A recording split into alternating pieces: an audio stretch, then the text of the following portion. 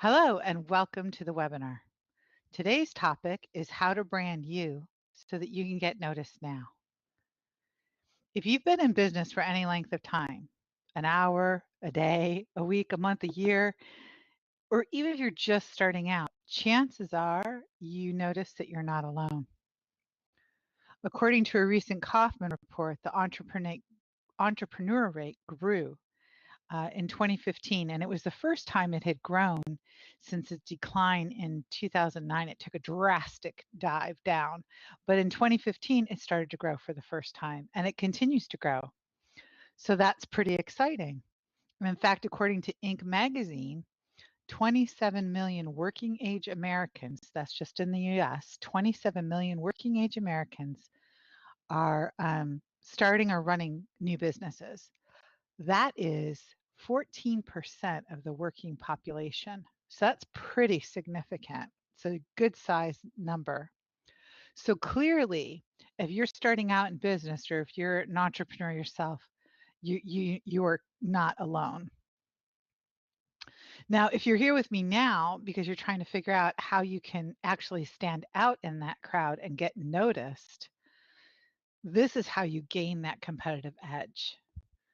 So you're in the right place if you're looking to stand out, to get noticed, and to create a strong alignment and to help secure your success now and into the future. Because a sustainable business takes time and effort to build.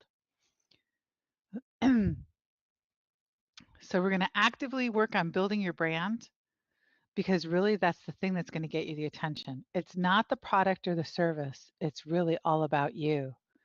And in future sessions, I'll be talking more about sales and the art of sales, where we'll really help you understand that really it's all about solutions and how you are there to solve other people's problems.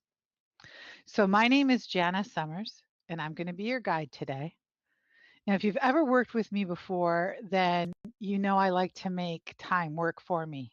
I've got a lot of things going on. I actually have 3 different companies that I run, and I'm part of a founder on a nonprofit.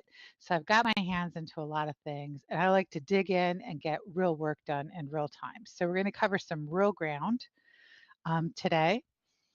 But by the time we're finished with this web session, you're going to have an understanding of the top 3 reasons why companies fail and the top 3 reasons why they succeed, and how you can answer the questions, the top 3 questions that'll help you define what your brand is. Okay? And then you can take that and immediately apply it to everything that you do so that you can have a cohesive, comprehensive brand. Now, when I launched my first corporation almost a decade ago now, I launched into one of the highest competitive markets during the worst economic climate since the Great Depression. And I mean, it was highly competitive. And I did that intentionally because I wanted a business that was a low barrier to entrance. But what that means, if it's a low barrier for me, it's a low barrier for everybody else. So needless to say, it made me highly motivated to make sure that I knew how to stand out from the rest of the crowd and how to get noticed in a good way. Because if you've got that much competition and the economic climate is low, you want to make sure that people are willing to purchase your products or services during tough times and they can differentiate you from everybody else. So they won't go buying someone else's, they'll come to you. I'm proud to say I did it. But branding was a major part of the launch of my company. And it continues to be a major part of my company. And I am convinced that this is why I have been able to grow, sustain my business over the long haul. I launched almost 10 years ago now. So I've been in business over almost a decade, fully self-supporting. By branding early, I was able to set myself apart and differentiate myself from day one. People, my customers or potential customers, felt like they knew me and they knew what I was about. They knew what my products were and how I differentiated. They could identify me and they could align with me based on my values. They were very clear. And this gave them much more confidence because they felt that they had that knowing, that trust with me almost instantly. And that was, if not all, at least the majority, it was due to my branding. So branding is really, really important to me, and I'm really big on it. Um, and it continues to be a key reason that I'm still in business and thriving when the majority of the people that started when I started have since gone away. So they say on average, 80 to 90% of the startups fail within the first 2 years. Anyone who's been in business for any length of time can tell you that it is the long haul that is the toughest to achieve. And once you can achieve that long haul, there's a lot to be said in that. So before we go further, I kind of want you to think about this. Strong identities create strong alignment and what that means or could mean to you. So how would you feel if you had customers seeking you out, actually actively seeking you out, coming to you, rather than you having to chase after customers? What would it feel like if you had an instant connection with them? They felt they knew you, you felt you knew them. So there was no guard up, those guards were dropped, and there was that instant trust. What would it be worth to you if you could garner that with people, with your new customers, so that that bond that you could create with them could last and sustain through tough times and lean times and even in the good times? I can tell you a brand can definitely do this for you. Sustain you, perhaps sustain your family, provide your dream lifestyle, the one that you've always wanted, something beyond just the status quo. Then you need to understand your unique value, your unique brand. What sets you apart from others? And you need to be able to leverage that knowledge into gaining a market share. That's your customer base. That's your piece of the pie. And how you can leverage your unique side to attract people to you and create that loyalty, that customer base that will follow you anywhere you go and everywhere you go. That becomes even more critical when you're in a market that's saturated. Like when I entered business, I created a product and I entered a market space that was highly competitive. The same would apply to anyone in a home based business. You have a lot of people in that same business. So your competition is steep. And that's true for any business where the barriers to entrance are low and the cost and risk is low. You're going to have a lot more people. So it becomes even more critical that you differentiate yourself from everyone else because you're going to have a lot of competitors to contend with. And you don't want to focus on them, you want to focus on you, and you want your customers to have all eyes on you. I was reading an interesting article in Forbes magazine, and it cited 5 reasons that over 80% of the entrepreneurial businesses fail inside of the first 2 years. Now, I read a few other articles, or just 7, 10, but they all had in the top three the same things that caused businesses to fail. In 2 years, 80% fail or bail inside of 18 months, 2 years. I was kind of blown away. That's 24 months. Sorry. I was kind of blown away by that number. I mean, I just sat back and thought, wow, that is a high attrition rate. But the saddest part when I was reading these articles, the saddest part is those 3 things could have been avoided. They could have totally been avoided had they taken the time to form a brand from the beginning. They would have had those solved. They would have been non-issues. Had they just invested that time and energy from the very beginning to develop that strong brand and message, they may have made it. They may still be around. They'll never know. At a minimum, it could have lengthened their runway. And remember, time is critical. One more day, every day you're in business is a day to celebrate. Maybe they wouldn't, maybe they would have eventually failed. Who knows? They'll never know because they're gone now. But staying in the game over the long haul is the key to any sustainable business. So, if doing something so fundamental and so foundational as creating a brand could save you, don't you think you'd take the time? I know I did, and I'm glad I did.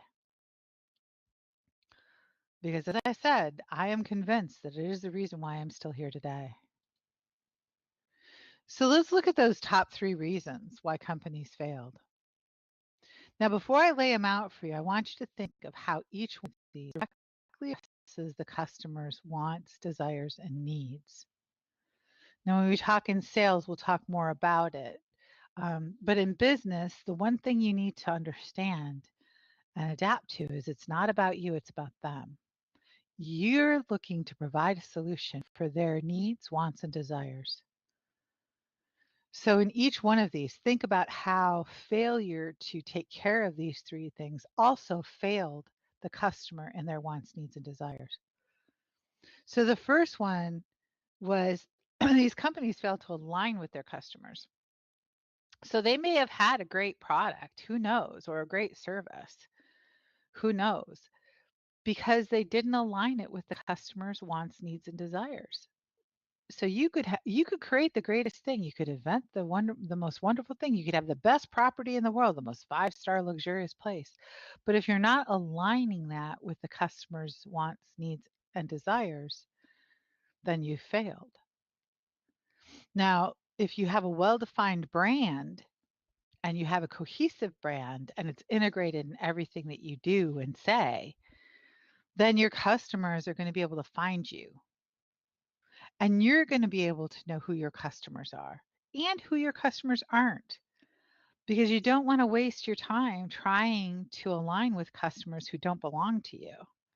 There are many people out there, and it's much easier and much more congruent if you're working with customers that are for you, where your solutions fit their needs, rather than trying to shove something on somebody, right? It's much easier if they desire it, want it, or need it, and they can see that. So the number two reason was what sets so they failed to differentiate themselves in the competitive market space. So no one could see their value of what made them different as opposed to the 20 million other people who could have the same solution, right? So what makes one better than the other? What makes you different or unique? Unless the customer can see the unique value and align with that unique value and understand that value, you're going to lose to your competition. So it's important for you to define in your brand. I mean, a big, huge piece of that is what makes you you. What makes you, what do you excel at? What are your values? How are you different from others? That's one of the key things that you discover when you work on defining your brand. Lots of places will flip burgers. There's tons of different burger joints and chains that flip burgers. But if you have it your way, who has never frozen pat? Who has the secret sauce? So they're all burgers, but they all had different things that they valued that they then tell their customers that sets them apart so their customers can decide. If a customer values that the beef patty has been frozen, then they know where to go. They're aligned with that brand.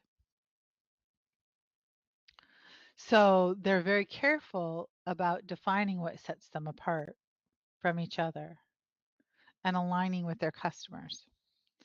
And the number three was communicating that value. So maybe they did align with customers and maybe they did know what set them apart, but they fell down on the job when it came to communicating it. So it's one thing to be in touch with all of these things, but it's quite another. You have to communicate. You have to let people know. So you have to tie it into everything that you do in a cohesive way so that it's not confusing. You can't be all things to everybody. So you need to pick a lane and you need to be true to that. And you need to be able to reinforce that in every piece of content that you create and everything that you do. That should be the focus.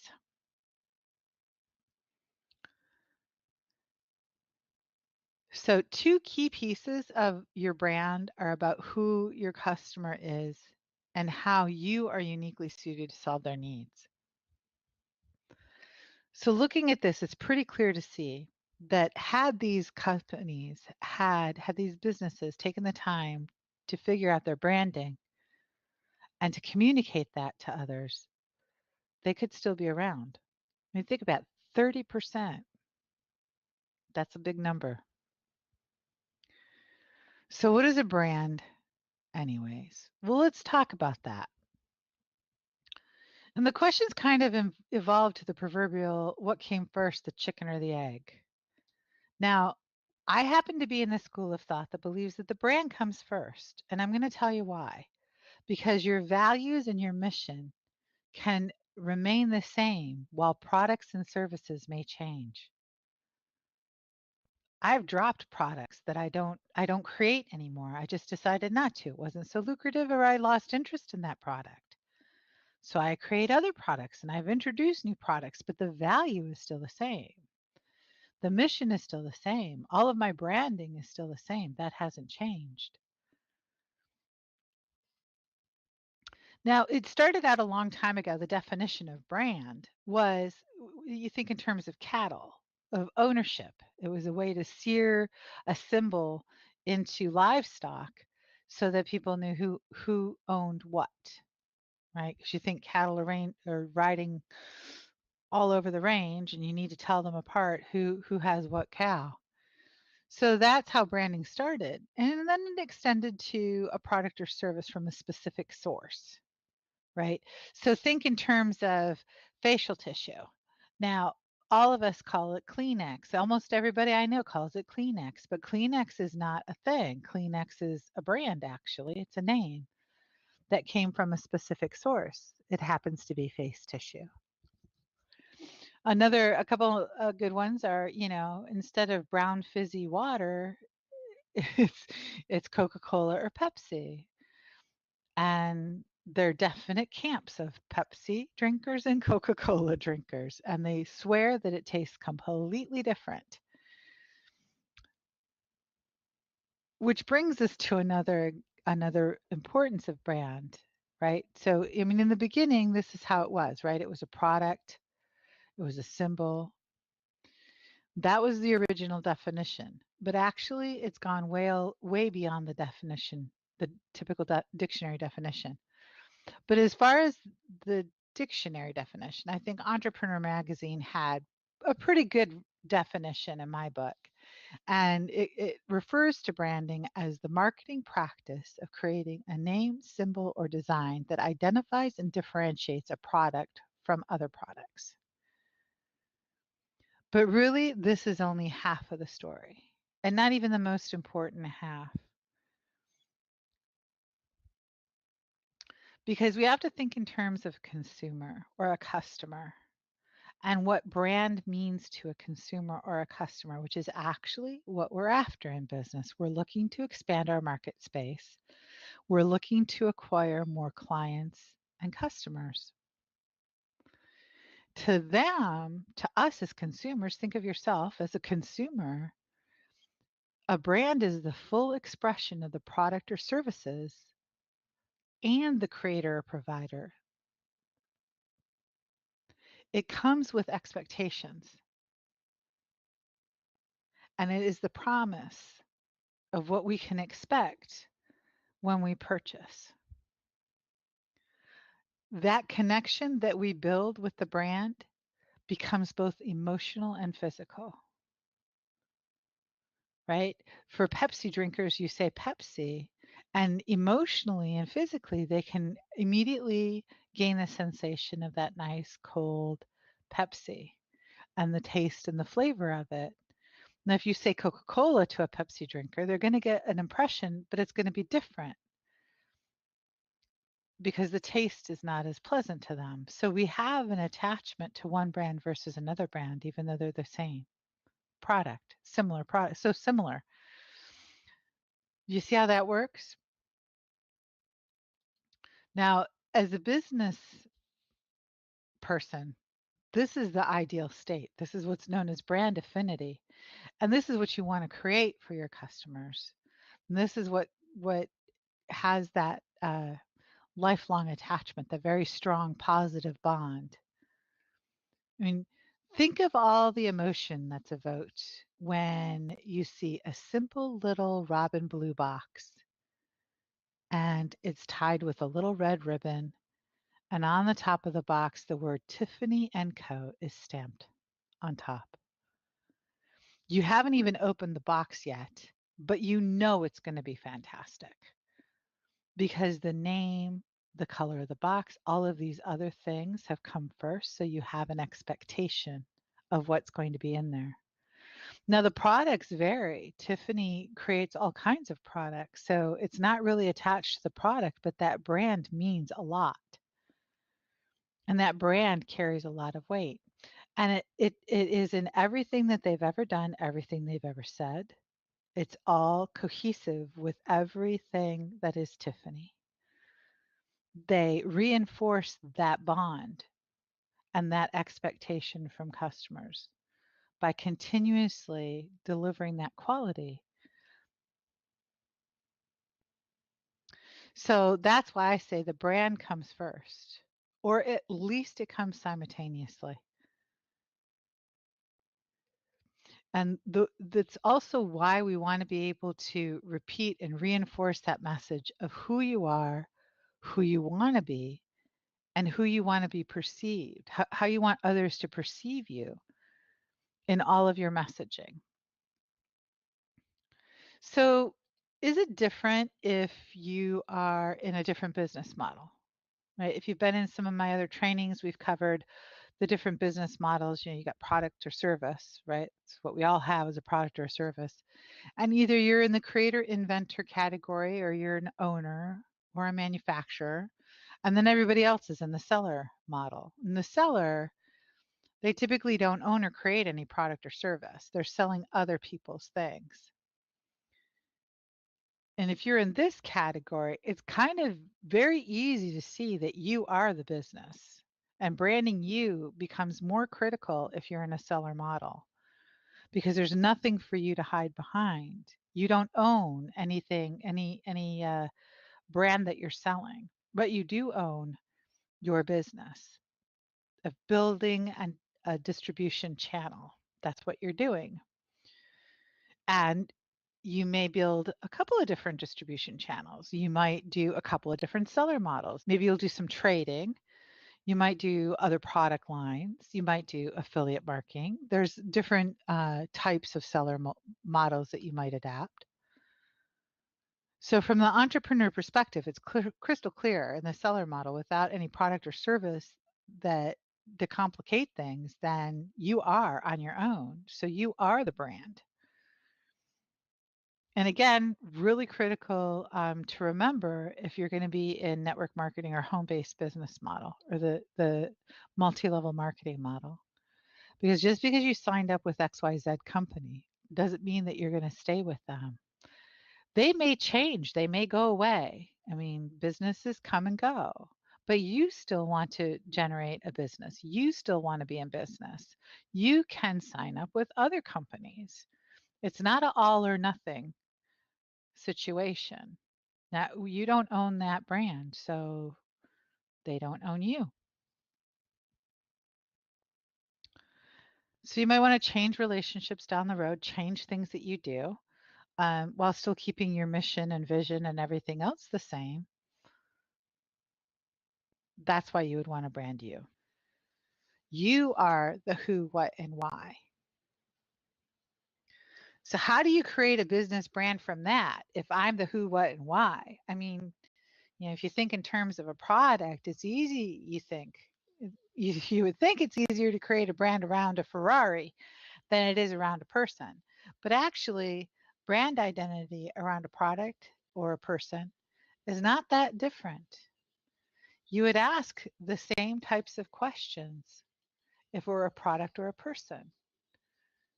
But when we're talking about branding you, we're going to talk about who you are, what you are about, what makes you unique. What are your values? What is your mission? What is important to you? All of these things go into a brand. When you think in terms of a product, they answer, what is the product? What's the product about? What solution does it provide? So the same type of thing, but you're going to have to delve deep and do a deep exploration into yourself to discover these questions. It's not like surface and shallow. And you have to think of these in terms of beyond just a business, right? It's the essence of you. Now, I've developed a workshop that can help you with this, and I'll give you the link at the end of this presentation. If you stick with me to the end, I'll give you that link, and you can take advantage of this two-part workshop that really delves deep into those questions so that you can create that solid foundation. Because again, for your business, that's what you want to do. You want to create a solid, sustainable brand that's going to last no matter what product or service you're offering. I am a creator inventor in a couple of companies, right? I have a couple of consumer product based companies in addition to a service company. Now, I don't have the same products that I started out with, and I've changed things over time, over the decade that I've been in business. Things have changed, and I've been able to do that. But my mission and vision and the brand has not changed. That stayed consistent. So that's what that solid foundation does for you. It allows you to pivot and move when you need to. It allows you to bring in different products and things that make sense for your consumer base, for your unique clients, things that serve your market space. We can get more into brand strategies and all the components that go into brands later on. But for now, in order to brand you, you need to get to these questions. You need to get to the heart of these key questions to answer your business brand. But again, look at it from a personal perspective, not from a business perspective, because you're a solopreneur entrepreneur. You're in a unique situation where you are integrated with whatever you're offering. So what about if you're a solopreneur in a small business, like you have a coffee shop or a yoga studio or something of that nature? Is that different? Maybe you own the product or the service, the coffee shop. And you have both of those as well as yourself to consider. It's not unusual for these to be tightly wound together and for them to bleed over if you have a couple of different businesses like me. Some of the key things that I value, like sustainability and eco-consciousness, those bleed over into everything that I do in my personal life as well as in my businesses and the products that I create. Sustainability is a cornerstone for them. And in the clients I serve in my coaching business, I am really all about sustainable, solid foundations and building from a solid foundation. And a sustainability that can last through turmoils and over the years. So it's easy to see where these values actually bleed over from your personal life and into your businesses, and no matter what the business is, product or service. So the product doesn't dominate. Most people would think that it does, but it really doesn't. And especially in the role of an entrepreneur or solopreneur, it doesn't dominate. And I think the most interesting thing is that it doesn't matter if you're a creator, inventor, or a seller. We all come from the same place when we're searching for the brand and branding ourselves, and that same process of discovery. So let's look at the top 3 reasons that companies do succeed. And let's see if you think this list looks familiar. So the top 3 success reasons are that companies were able to align with their customers. So they identified with their customers' needs, wants, and desires instantly. And customers got it right away. So their strategy was to have a strong alignment. This is how you build this into your brand. So when you come out of the gate, there's an alignment. Customers can see you, they know you. The other thing is they can see what sets you apart. Now there might be several people that do the same service or that are in the same business or the same home-based business that you're in. They have the same wraps or the same shakes or the same nutritional supplements. But there is only one you. Your customers are going to buy from people. And we'll cover more about the art of selling in future sessions. But people buy from people. At the heart of it, they really buy from people, and that's who they want to buy from. So they'll align with you. They want to know what sets you apart and what makes you different and unique. I think that was one of the questions that caught me not by surprise, but I was delighted to get the question because again, I started out with a clear brand identity, but I was amazed that people really truly do ask you what makes you different. And if you've been in business any length of time, you've probably run into this. If you're new to business, you will have that question from people.